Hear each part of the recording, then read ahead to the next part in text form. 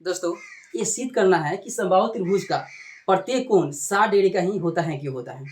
तो समबाहु त्रिभुज कहते हैं किसको है, जिस त्रिभुज का तीनों भुजा बराबर हो तो उसे हम समबाहु त्रिभुज कहते हैं।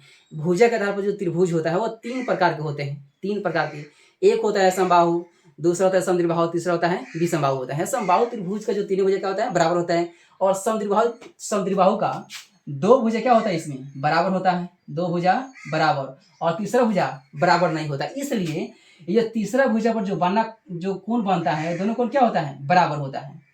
कोई भी क्या है त्रिभुज, माने किसी प्रकार का है त्रिभुज है, जब उसका 2 भुजा बराबर है तो उसके तीसरे भुजा पर जो कोण बनता है वो दोनों कोण क्या होता है, बराबर होता है, ताकि 2 भुजा क्या है, बराबर है। और समबाहु त्रिभुज का क्या है, तीनों भुजा क्या है, बराबर होता है, तो इसलिए तीनों कोण क्या होता है, बराबर होता है।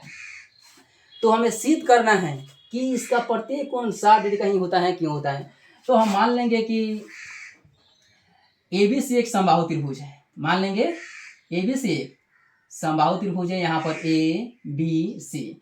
अब इसको देखिए, समबाहु त्रिभुज का प्रत्येक भुजा क्या होता है, तो बराबर होता है, प्रत्येक भुजा बराबर होता है, तो इसका प्रत्येक कोण भी क्या होता है, बराबर होता है। तो हम मान लेंगे कि इस समबाहु त्रिभुज का एक कोण x है, तो तीनों कोण क्या हो जाएगा, x से होगा।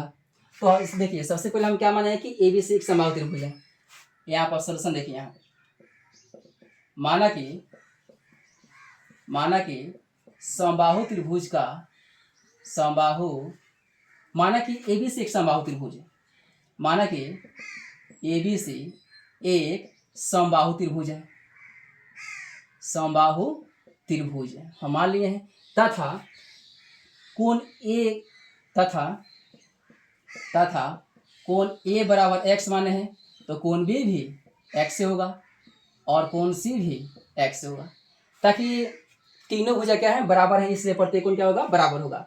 तो हम लोग जानते हैं कि किसी भी त्रिभुज का तीनों अंतःकोणों का फल 180 डिग्री होता है। हम जानते हैं कि वी नो दैट, हम जानते हैं कि त्रिभुज के किसी भी त्रिभुज का मतलब कोण के आधार पर 3 गो होता है, सम कोण, नीन कोण और अधिक कोण, और भुजा के आधार पर 3 गो होता है, समबाहु, समत्रिभुज और विषमबाहु होता है। हम जानते हैं कि किसी भी त्रिभुज के सभी अंतःकोणों का योगफल, कोणों का योग कितना होता है, 180 डिग्री होता है, 180 डिग्री होता है, 180 डिग्री होता है। तो इसमें कौन सा है, कोण ए है प्लस कोण बी है प्लस कोण सी है इक्वल टू 180 डिग्री। कोण ए जो है हम कितना माने हैं, x माने हैं, कोण बी कितना माने हैं, x माने हैं, कोण सी कितना माने हम x माने हैं, बराबर 180 डिग्री होता है। ए गो x कई गो x, 3 गो x, 3x इक्वल टू कितना हो जाएगा, 180 डिग्री।